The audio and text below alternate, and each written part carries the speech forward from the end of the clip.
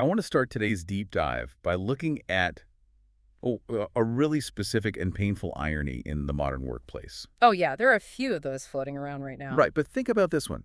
If you walk into any major corporation today, what do you actually see? You see humans, highly paid, educated humans frantically trying to act like machines. Yes, optimizing their spreadsheets and obsessing over compliance. Exactly. Chasing metrics, trying to be perfectly consistent, and at the exact same time, They're frantically pushing our machines to act like creative humans. yes, we're begging software to be insightful or write poetry or come up with out-of-the-box marketing slogans while we grind our own gears on rote tasks. It is a complete flip. It is.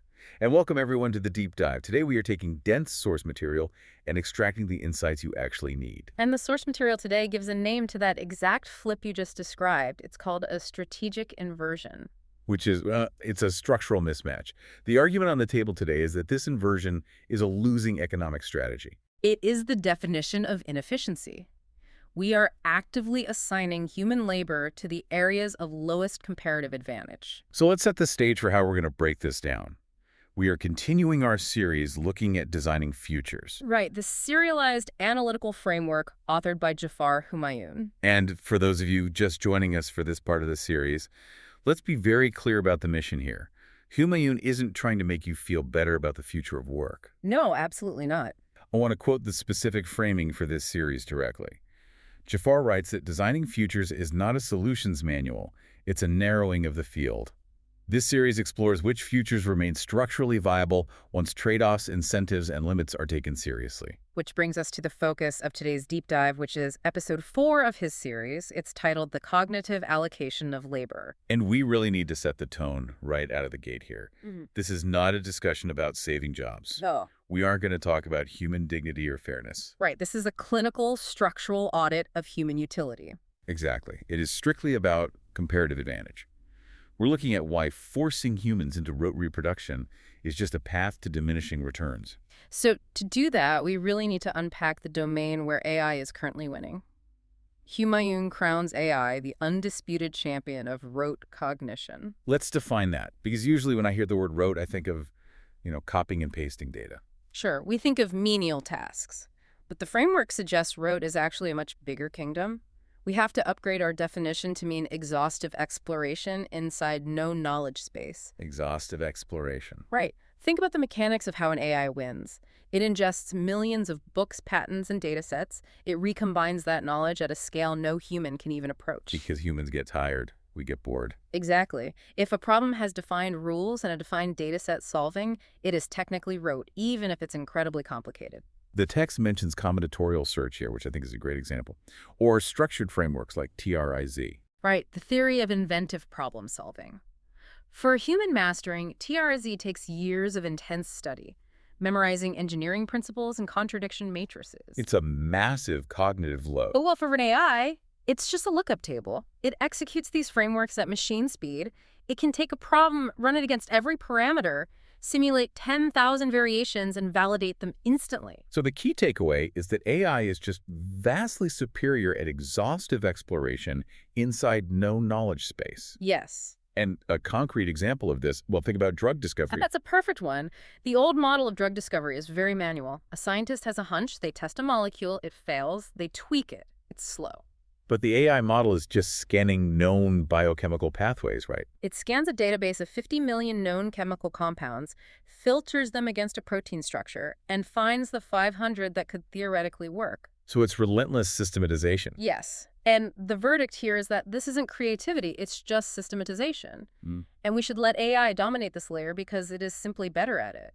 Whether it's drug discovery or legal reasoning within established case law or even financial arbitrage. If the rules are known, the AI wins. But this is where people get confused, I think. They assume AI is being innovative when it does this. And Humayun makes a really sharp distinction between invention and innovation. Right. We tend to use those words interchangeably, but in this framework, they are structurally very different. Let's clarify that terminology, because invention is the AI domain here. Yes.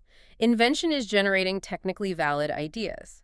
AI can propose 10,000 ideas endlessly and cheaply. It can write 10,000 melodies or draft 10,000 legal clauses. Which is impressive, but it's not innovation. No. Innovation remains strictly the human domain, because innovation is selection under uncertainty. Selection, meaning looking at the 10,000 ideas and picking the one that actually matters to a human population. Exactly. To do that, you need taste. You need context, timing, and cultural intuition. Which the AI completely lacks. It lacks what Humayun calls value priors. An AI has statistical priors. It knows what word is likely to come next, but it cannot determine what is culturally relevant or what hits the right emotional chord. So the summary traits that really stuck out to me was innovation is invention plus relevance. Yes. The AI supplies the invention at scale. The human must supply the relevance. That makes perfect sense. But that leads to another problem, right?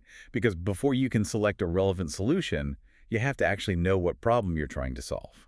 Which brings us to arguably the most critical concept in the entire text: unstructured research. Yes, let's go deep on this. Yeah. Because we are trained to be problem solvers, but Humayun draws a massive contrast between problem solving and problem discovery. And this is where human utility truly shines. AI models exploration statistically. If you give it a defined problem, it will solve it. But it doesn't discover new problems. No, because it doesn't feel conceptual tension. It doesn't get bothered by gaps it cannot name. It doesn't have what the text calls epistemic discomfort.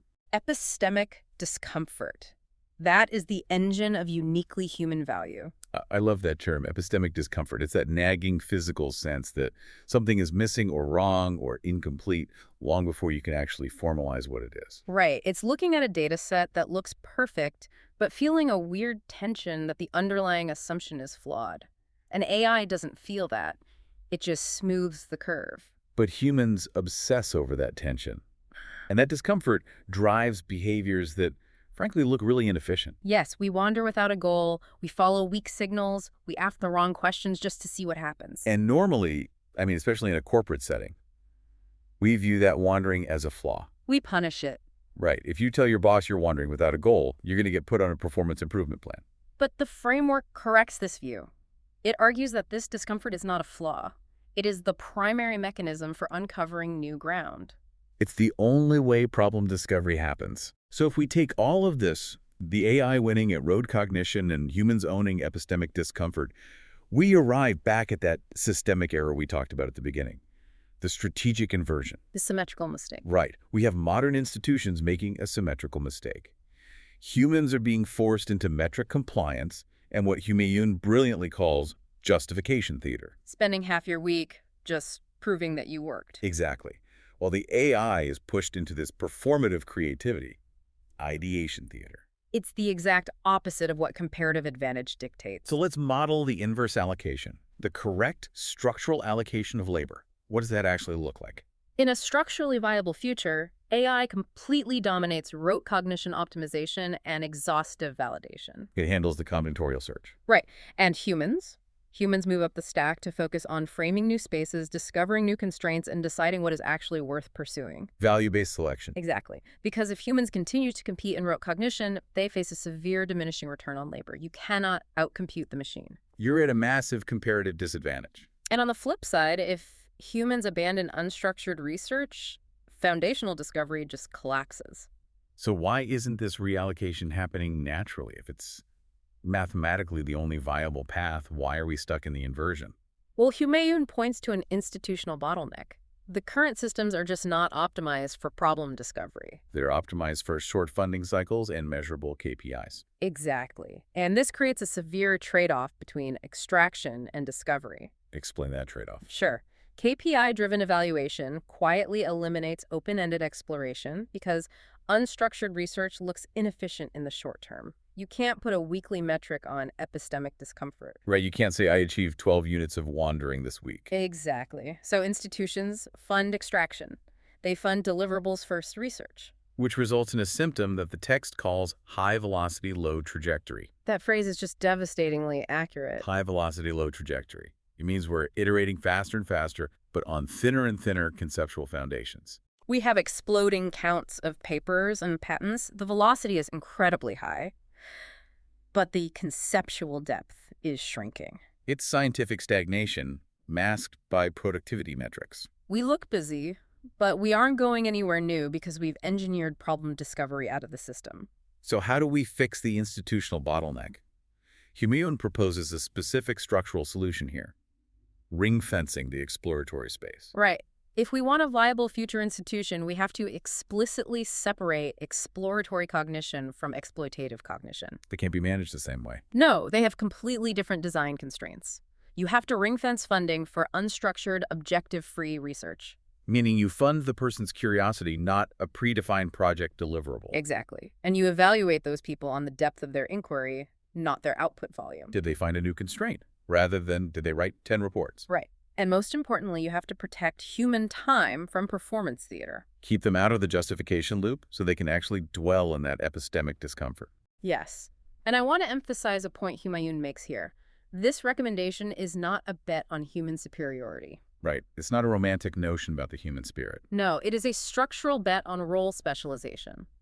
The choice isn't whether AI will think it already does. The choice is what we deliberately choose to preserve as human work based on comparative advantage. Because if we try to compete on exhaustive exploration, we are dealing with a severe structural mismatch.